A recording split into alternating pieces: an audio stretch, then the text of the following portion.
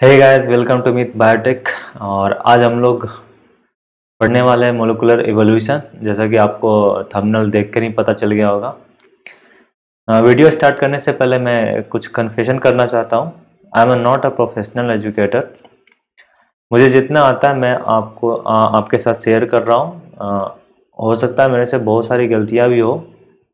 अगर कोई गलती होती है तो प्लीज़ कमेंट बॉक्स में बता देना, ताकि मैं नेक्स्ट टाइम उसको सुधारूं और मुझे आपसे भी कुछ सीखने को मिलेगा। ओके, तो मैं आपका ज़्यादा टाइम वेस्ट नहीं करता हूं और टॉपिक हम लोग स्टार्ट करते हैं।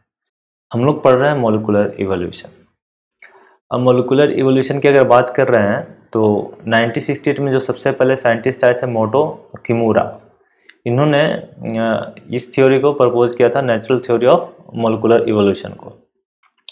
अब पॉइंट आता है कि हम लोग मोलिकुलर इवोल्यूशन पढ़ क्यों रहे हैं। एक्चुअली मोलिकुलर इवोल्यूशन एक काफ़ी चेंज लाया। नेचुरल थ्योरी जो दिए थे चार्ल्स डार्विन, उसमें काफ़ी चेंजेस आया।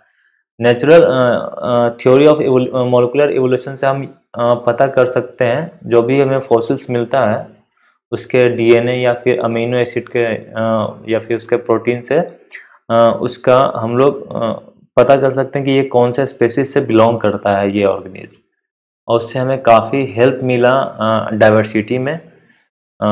उससे हम लोग क्या हुआ कि एक न्यू इवोल्यूशन हुआ डाइवर्सिटी का, जिसमें हम लोग किसी भी स्पेसिस को उसके ऑर्डर स्पेसिस फैमिली के अकॉर्डिंग उसको अलग अलग पोजीशन दे सकते हैं, अलग अलग टेक्सचर प्रोवाइड कर सकते हैं किसी भी ऑर्गेनिज्म को मोलिकुलर इवोल्यूशन के थ्रू। तो चलिए जानते हैं हमें क्या सीखने को मिलता है आज मोलिकुलर इवोल्यूशन में। ओके, तो स्टार्ट करता हूँ मैं।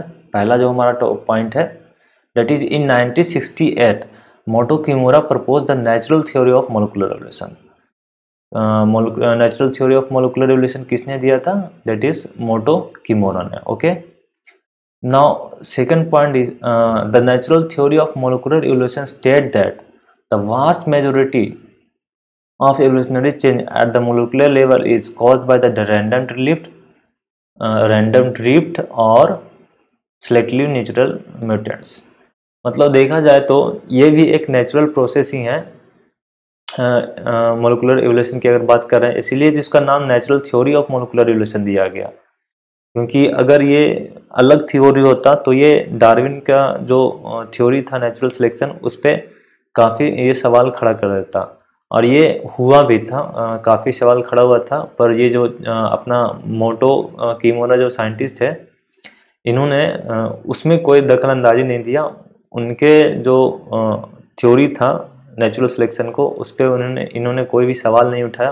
इन्होंने बोला कि आपका भी जो थ्योरी है वो बिल्कुल सही है। और एक नेचुरल इवोल्यूशन भी, मोलिकुलर इवोल्यूशन भी काफ़ी रोल निभाता है किसी भी ऑर्गेनिज्म में उसका नेचुरल सिलेक्शन करवाने के लिए। ठीक है, और इस पॉइंट के हिसाब से देखा जाए तो random drift selective natural method. Random drift हो रहा है। रैंडम ड्रिफ्ट मतलब क्या हुआ? रैंडम ड्रिफ्ट मतलब जो उसका न्यूक्लियोटाइड का जो कोडिंग है, जिससे अमीनो एसिड का फॉर्मेशन होता है, जैसे कि गुआनिन, साइटोसिन, ये सब हो गया, एडेनिन, ये सब मिलके जो फॉर्मेशन करते हैं अमीनो एसिड का, उसमें काफ़ी एक दो कोडोन में चेंजेस आ जाता है, जिस वजह से क्या होता है कि वो कोडिंग तो करते हैं सेम अमीनो एसिड के लिए, लेकिन उसमें थोड़ा सा डिफरेंट आ जाता है, डेट इज जेनेटिक ड्रिफ्ट आ जाता है। ठीक है, तो इसी चीज़ को समझेंगे हम लोग इस टॉपिक में। नाउ नेक्स्ट पॉइंट जो हमारा है, this view is based in part on the degenerate genetic code in which sequence of 3 nucleotide may differ and yet encode the same amino acid. जैसे कि मैंने बताया, जैसे कि तीनों न्यूक्लियोटाइड डिफर हो सकते हैं और सेम अमीनो एसिड के लिए इन लोग सेम अमीनो एसिड का ये फॉर्मेशन कर सकते हैं, जैसे कि GCC। ओके, और GCA, ये दोनों मिलकर क्या बनाते हैं? That is alanine. Alanine, okay, दोनों अलग अलग न्यूक्लियोटाइड्स हैं। जैसे यहाँ पर साइटोसिन, फर्स्ट वाले में साइटोसिन का यूज हो रहा है तो दूसरा वाले में एडेनिन का हो रहा है, लेकिन दोनों सेम अमीनो एसिड का फॉर्मेशन कर रहे हैं, दैट इज एलानिन। तो ये जो चेंजेस दिख रहा है एक कोडोन लेवल पे, इसी वजह से मोलिकुलर ड्रिफ्ट होता है और मोलिकुलर इवोल्यूशन हो जाता है। ओके, नाउ नेक्स्ट हम लोग पॉइंट देखेंगे।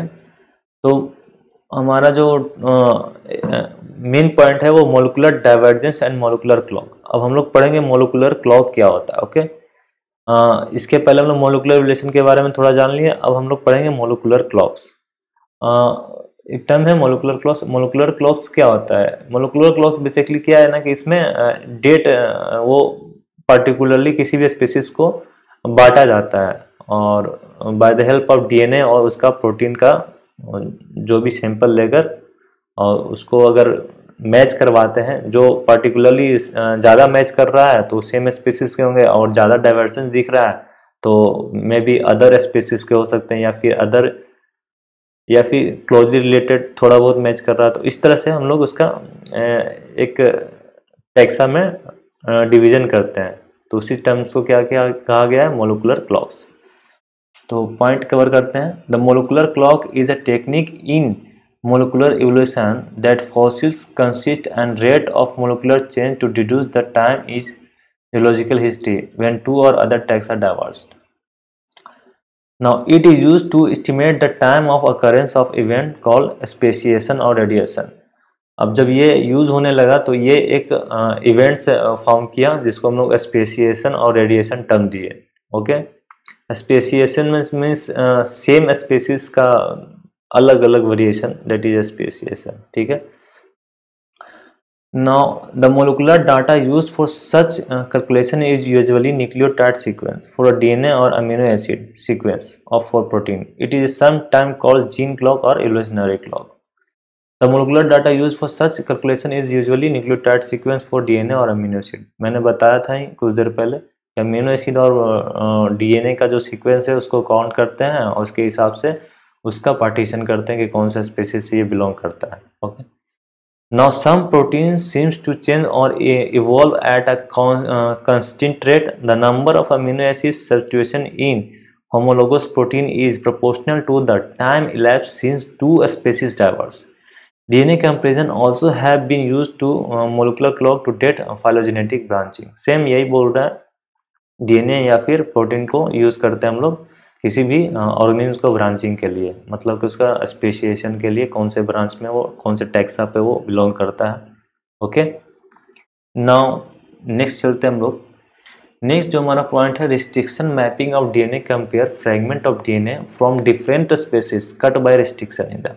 हम लोगों को पता है डीएनए कैसे हम लोग कट करते हैं, रिस्ट्रिक्शन एंजाइम से कट करते हैं। रिस्ट्रिक्शन एंजाइम से कट करके उसके बाद उसको मे बी पीसीआर में रन करवा कर उसका फिर कंपेरिजन किया जाता होगा इस टाइप से, या फिर प्रोटीन सैंपल है हमारे पास तो उसका वेस्टर्न ब्लॉटिंग करके उसका भी कंपेरिजन किया जाता होगा।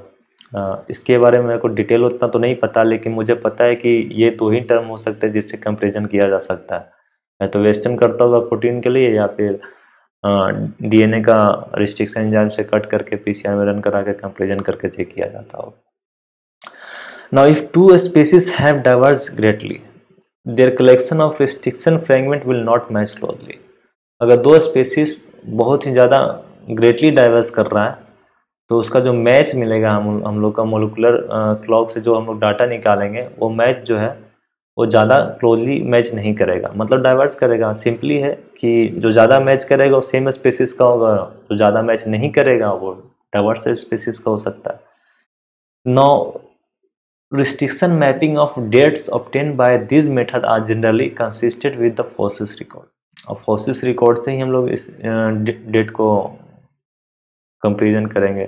ठीक है, on molecular clock we determine the sequence of branches in phylogeny but not the actual date of origin of taxa. इसका एक देखा जाए तो हम लोग को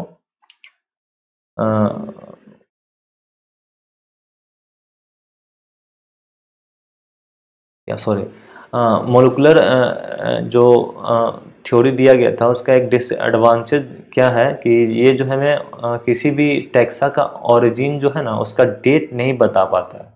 ये सिर्फ बताता है कि ये इस स्पेसीज से बिलोंग करता है, इसका कोई फिक्स डेट ये नहीं बता सकता। अगर फिक्स डेट बताता तो अलग बात होता, उससे हम लोग पता कर लेते कि ये कौन सा कितना पुराना जीव रहा होगा। क्योंकि अब जो हमें सैंपल मिला है उससे हमें कार्बन डेटिंग तो नहीं कर सकते हैं, क्योंकि कार्बन डेटिंग कुछ अलग तरीके से किया जाता है, और यहाँ पर एक बिल्कुल मॉलिक्यूलर लेवल पर चीज़ है, छोटा है, तो यहाँ पर कार्बन डेटिंग भी नहीं कर सकते हैं। अगर ये मॉलिक्यूलर क्लॉक्स अगर हम लोग पता कर पाते हैं कि जो सैंपल हमारे पास है वो कितना पुराना है, तब कुछ बात अलग होता है। तो इसका एक डिसएडवांटेज है कि ये डेट फिक्स नहीं कर पाता है कि कौन से स्पीसीज कितना पुराना। ओके, अब इसी चीज़ को फिगर में मैं समझाने की कोशिश किया हूँगा कि जो न्यूक्लियोटाइड जो हमारा है, जैसे कि ये जो पहला कॉमन एसिस्टर था, इसका जो न्यूक्लियोटाइड सीक्वेंस है देख लो, CAA-TTT-ATCGG।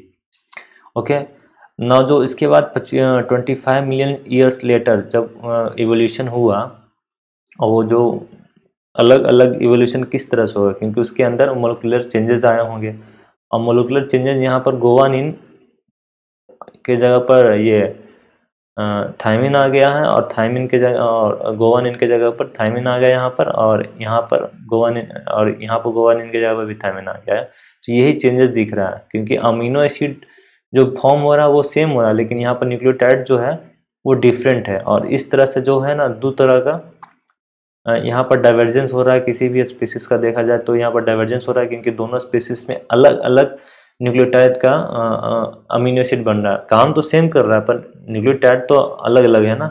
और यही जब after evolution 50 million year ago, मतलब कॉमन एसिस्टर के 50 मिलियन साल बाद फिर उसमें और चेंजेस आ जाते हैं। अब जहाँ पर जी था वहाँ पर उसके बगल में टी के जगह पर सी आ जाते हैं, और सेम यही चीज़ यहाँ पर थायमिन है, और एक और थायमिन टी के जगह पर थायमिन आ जाता है, यानी कि सी, यानी कि साइटोसिन के जगह पर यहाँ पर भी एक थायमिन ऐड हो जा रहा है।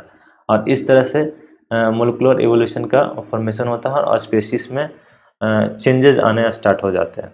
ओके, सेम इसी चीज़ को यहाँ पर दिखाया गया है।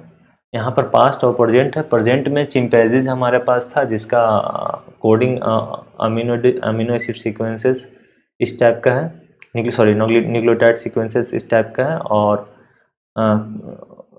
जब इसके इवोल्यूशन होना स्टार्ट हुआ तो इसमें भी चेंजेस आने स्टार्ट हो गए हैं। जहाँ पर गोवानिन था वहाँ पर थायमिन ऐड हो गया, या फिर जहाँ पर थायमिन था वहाँ पर गोवानिन ऐड हो गया। इस तरह से इवोल्यूशन होते गया। और जो हमारा लास्ट जो स्पीसीज था ह्यूमंस का, दैट इज नेanderthals, और मॉडर्न ह्यूमंस के बीच इंटरब्रीडिंग हुआ होगा, उसमें भी काफ़ी चेंजेस आए होंगे। ये चीज़ इस फिगर में दिखाया है हमने। देन उसके बाद नेक्स्ट पॉइंट हमारा चलते हैं, दैट इज़ एडवांटेज और डिसएडवांटेज ऑफ मोलिकुलर क्लॉक्स। अब एडवांटेज और डिसएडवांटेज की बात करो तो इसमें काफ़ी डिसएडवांटेज हमें देखने को मिलता है, क्योंकि कई सारे स्पेसीज ऐसे होते हैं जिसका डायरेक्टली लिंक जो होता है बिल्कुल अलग डिफरेंट टाइप के स्पेसीज से हो जाता है। जैसे कि हम लोग बोलते हैं ना कि हम लोग का जो डीएनए है काफ़ी मैच करता है चिंपैंजी से, और समटाइम बैट से भी। तो इसी टाइप का जो डाइवर्जेंस देखने को मिल रहा है, ये एक डिसएडवांटेज है, क्योंकि कई बार ऐसा हो जा रहा है कि न्यूक्लियोटाइड का सीक्वेंस जो है काफ़ी किसी और अलग स्पीसीज से मैच कर जा रहा है। सेम यहाँ पे एग्जांपल मैंने दिया है, जो हमारे पास जो डॉल्फिन होता है, इसका जो न्यूक्लियोटाइड जो मतलब इसका जो जीन होता है वो काफ़ी मैच करता है बैट से, जबकि इसका जीन मैच करना चाहते हैं यहाँ पर वेल्स या शार्क से, क्योंकि ये सेम प्रजाति के थे। क्योंकि ये बिल्कुल यहाँ पर डिफरेंस आ जा रहा है। बैट कहाँ पृथ्वी पर रहने वाला, मतलब स्थल पे रहने वाला है, और ये जल में रहने वाला है डॉल्फिन, लेकिन दोनों में काफ़ी सिमिलरिटीज़ है। दोनों का जो जीन है वो काफ़ी मैच करता है, जबकि उल्टा होना चाहिए था, मैच इसके साथ करना चाहिए था, डेट इज़ शार्क। और शार्क या भी जो भी ट्यून फिश है उस टाइप से उनसे मैच करना चाहिए था, लेकिन मैच कर रहा है किसके साथ, बैट्स के साथ। तो ये काफ़ी बड़ा डिसएडवांटेज देखने को मिलता है मोलिकुलर क्लॉक्स का। As I mentioned earlier, molecular clocks phylogenetic give a better indication of evolutionary relationship than a structural changes between group of related organisms. जो structural changes आ रहा है उसका काफ़ी बड़ा एक एवोल्यूशनरी रिलेशनशिप देखने को मिलता है हमें मोलिकुलर क्लॉक के through. For instance molecular clock so dolphin are evolutionary more closely related to bats than they are to shark and tuna fishes. मैंने बताया कि बैट से ज़्यादा मैच करा जाके, जबकि मैच करना चाहिए था टूना फिशेस या फिर शार्क से मैच करना चाहिए था। ना थर्ड जो हमारा है, fossils evidence agree with this although structurally this would not seem to be a case. Now molecular clock की अगर बात करें यहाँ पर, तो मोलिकुलर क्लॉक में कुछ पॉइंटेड है। एक शॉर्ट मेमोरी, मतलब शॉर्ट याद करने के लिए मैंने एक ये आपको समझाने की कोशिश की है। इतना भी याद रहेगा तो एक काफ़ी आपको आसानी मिलेगा क्वेश्चन सॉल्व करने में।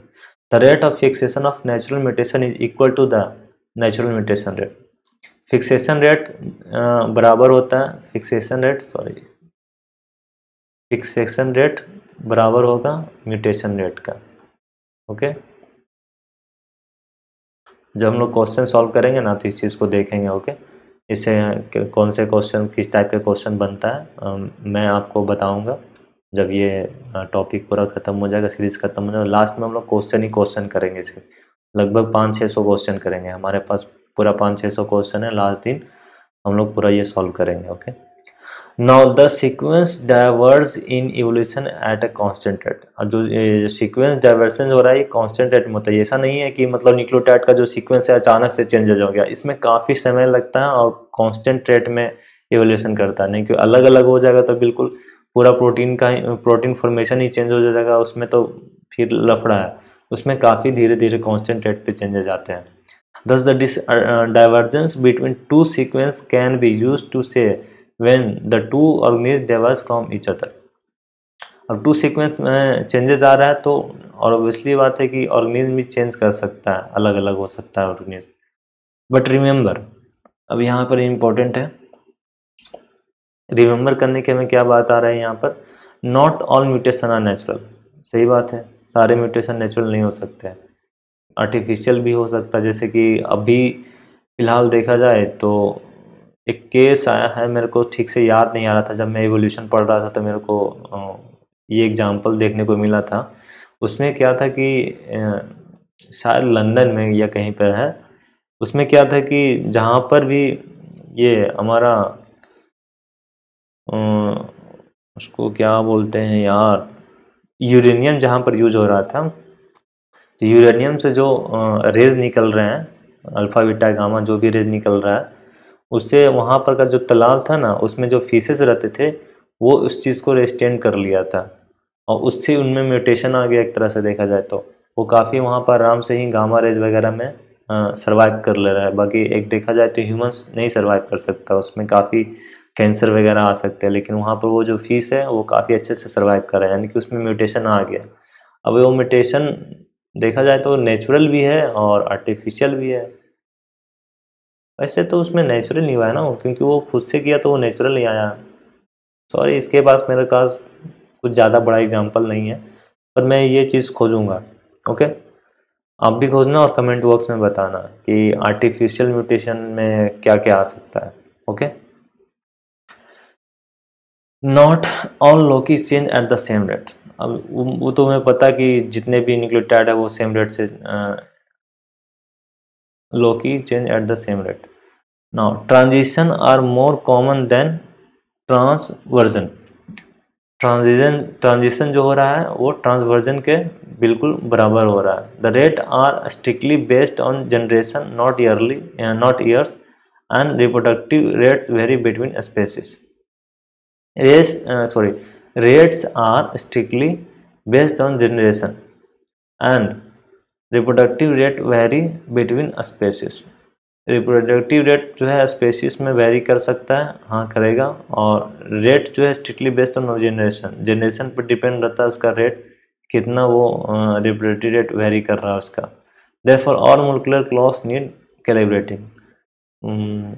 हमें मोलिकुलर क्लॉक्स को और भी समझने की ज़रूरत है, इसमें काफ़ी अभी कमी देखने को मिल रहा है, अभी और इसमें खोज होगा तो ये और अलग लेवल पे काम करेगा। क्योंकि सबसे बड़ा तो इसका डिसएडवांटेज हमें देखने को मिल ही गया, क्योंकि जो डॉल्फिन है और ये बैट है वो काफ़ी सिमिलर है, जबकि दोनों काफ़ी बिल्कुल डिफरेंट टाइप के स्पेसिस हैं। तो यहाँ पर तो एक प्रॉब्लम दिख रहा है, और भी कई सारे ऐसे एग्जांपल्स हैं जिसमें मोलिकुलर क्लॉज का डिसएडवांटेज देखने को मिल रहा है। लेकिन कहीं कहीं पर ये एक बेनिफिट भी है, क्योंकि बहुत सारे ऐसे ऑर्गेनिज का हमें फॉसिल्स मिलता है जिसका कार्बन डेटिंग नहीं कर सकते हैं, और बिल्कुल पता ही नहीं कर सकते कि कौन से ये स्पेसिस से बिलोंग करता होगा, कि कौन से स्पेसिस का ये जो हमारे पास फॉसिल्स है वो है। तो मोलिकुलर क्लॉज के थ्रू या फिर molecular natural theory of molecular evolution के थ्रू हम लोग उसका पता कर लेते हैं कि कौन से स्पेसिस से ये बिलोंग कर रहा है, by the help of protein और न्यूक्लियोटाइड सीक्वेंस या फिर डीएनए, अमीनो एसिड, इस टाइप से जो भी हमें सैंपल मिलेगा उस चीज़ से हम लोग उसका पता कर लेंगे कि ये कौन से स्पेसिस से एक्चुअली बिलोंग कर रहा है। ओके, तो आज हम लोग बेसिकली देखा जाए तो हम लोग देखें मोलिकुलर इवोल्यूशन, जिसमें मोटो किमोरा साइंटिस्ट थे जिन्होंने theory of natural molecular evolution दिया था। और इसमें हम लोग एक पॉइंट पढ़े थे कि दो अलग अलग न्यूक्लियोटाइड मिलके सेम अमीनो एसिड के लिए सेम अमीनो एसिड का कोडिंग कर सकता है।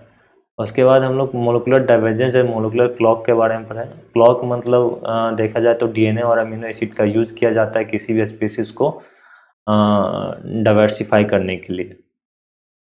नाउ उसके बाद हम लोग एग्जांपल देखे थे वही अमीनो एसिड वाला, जिसमें जी के जगह पर जी के जगह पर टी और सी के जगह पर टी ऐड हो रहा था, और इससे स्पेसिएशन होते जा रहा था कंटिन्यू। हाँ, एक मैं पॉइंट बताना भूल गया, जब ये मोलिकुलर एवोल्यूशन आया ना तो काफ़ी मदद मिला डाइवर्सिटी ऑफ प्लांट लाइफ या फिर एनिमल लाइफ, दोनों डाइवर्सिटी में काफ़ी मदद मिला। उसमें आइडेंटिफिकेशन करने में काफ़ी हेल्प हुआ किसी भी स्पीसीज़ को। तो हम लोग जो पढ़ते हैं डाइवर्सिटी, उसमें जो स्पेसिएशन स्पेसीज, उसके बाद हम लोग पढ़ते हैं जेनस, फैमिली, ये सब जो पढ़ते हैं ना, उसमें काफ़ी हेल्प मिला ये मोलिकुलर एवोल्यूशन की वजह से। ओके, और ये काफ़ी सवाल भी खड़ा किया था नेचुरल सिलेक्शन पे, पर इन्होंने साफ बोला कि नेचुरल सिलेक्शन एक अलग टर्म है, वो भी होता है, और एक इसका भी थोड़ा बहुत रोल है नेचुरल सिलेक्शन में। तो ये था, यहाँ तक तुम लोग समझ गए, इसमें उतना काफ़ी इंटरफेयर नहीं किया है डार्विन के साथ। आज के लिए इतना ही।